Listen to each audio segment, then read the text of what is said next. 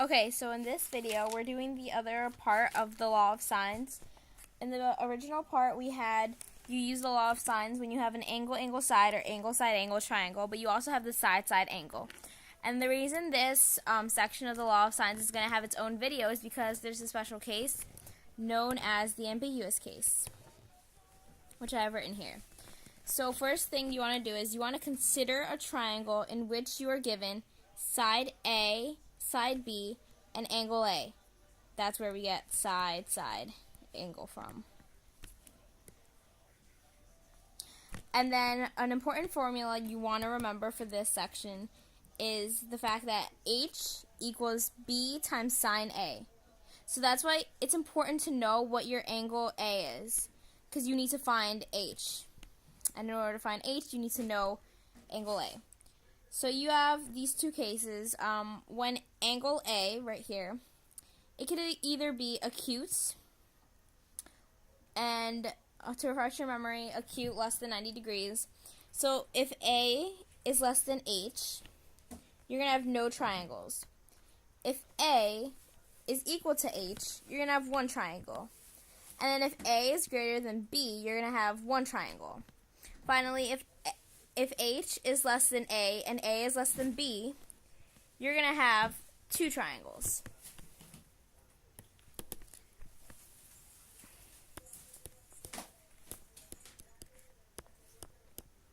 Another way to see that relationship, so A is greater than H, but then A is less than B, which is basically to sum up what that means.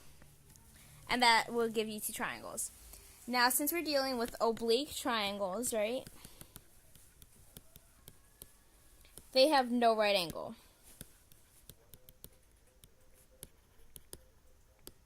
So that's why we're looking at when A is acute, less than 90, or obtuse, greater than 90 degrees. So then if A is less than or equal to B, no triangles. And then if A is greater than B, you're going to have one triangle. So these things are basically, these two charts are important to memorize because it'll help you a lot with the ambiguous case. Okay, so example 1, you're given A equals 15, B equals 25, and angle A is 85 degrees. So your step 1 is to determine what type of triangle you're given. And the way to do this is to sketch out the triangle. So here you have A, B, C, and then opposite, the side is opposite of the angle. So you have A equals 15, B equals 25,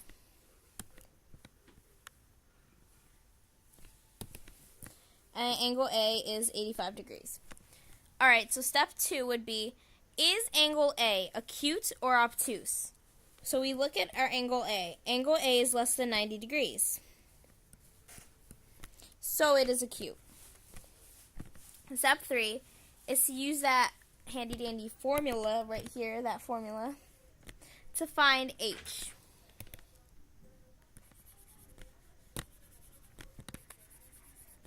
So to find H, you have B times sine A.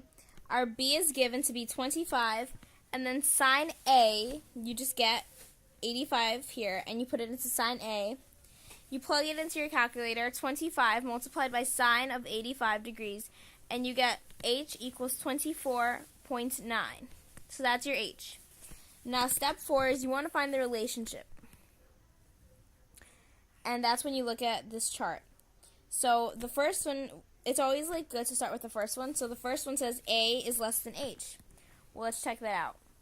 Is A less than H? Yeah.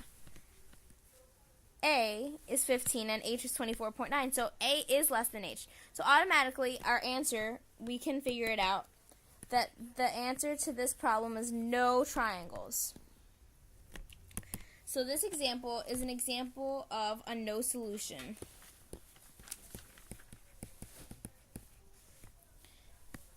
Okay, and then let's try example 2. You're given that A is 12, B is 31, and A is 20.5 degrees. So step 1 would be what kind of triangle? So the way to do that, you sketch it out. Here I have A, B, C.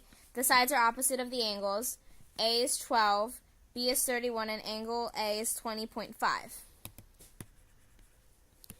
And then step 2 is angle A acute or obtuse. Well, let's check it out. A is given to be 20.5, so we automatically know it's less than 90 degrees, so it is acute. Step 3, find H. And then that's when you use the formula H equals B times sine A, right? Yep, B times sine A. B is 31, and then A is 20.5. And you would plug that into your calculator. H equals 31 multiplied by sine 20.5. And then you would get H equals about 10.86. So that's our step 3, finding H, right? Step 4, what's the relationship? So we look here. Our first one is A is less than H. And from here we could see that A is 12. So it's definitely not less than H. It's greater than H. So let's look at our next. A is equal to H. Well, obviously not. So that's when we're going to look at B now. Is A greater than B? A is 12 and B is 31. So it's not greater than that. And our last one would be A is greater than H, but A is less than B. Let's see. A is greater than H, and then A is less than B. A is 12, H is 10.86, and so then we have here 12 is supposed to be less than 31, and yeah, that matches up. So we're going to have 2 triangles for this problem. That's why it's important to look at the relationship.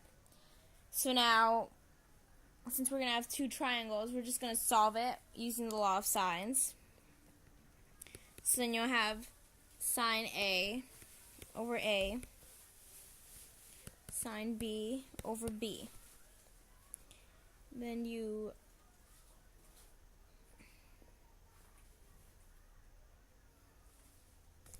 want to get B alone, sine B.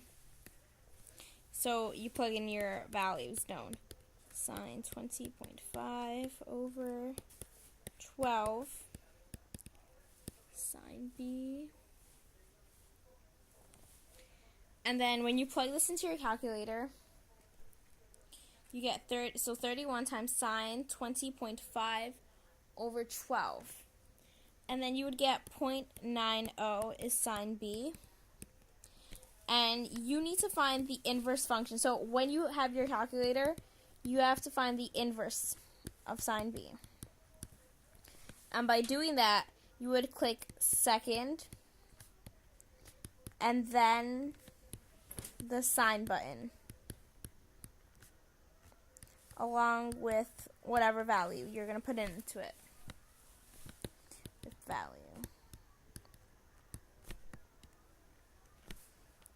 So then that would give you, when you plug it into your calculator, so second sine 0.90 is going to give you 64.8. And that's what angle B is. So we could put that in here. 64.8. And now we can figure out what C is by just adding these 2 values up of the angle. So 64.8 plus 20.5. 13, this is 5. 85.3. So 180 minus 85.3 will give you 94.7, I believe. So that's angle equals angle C. We found angle B and we found angle C. So we could write that in here. 94.7. Now the last thing we need to find is what side C is. Using our law of sines, since we want to find the side C first, side C over sine of C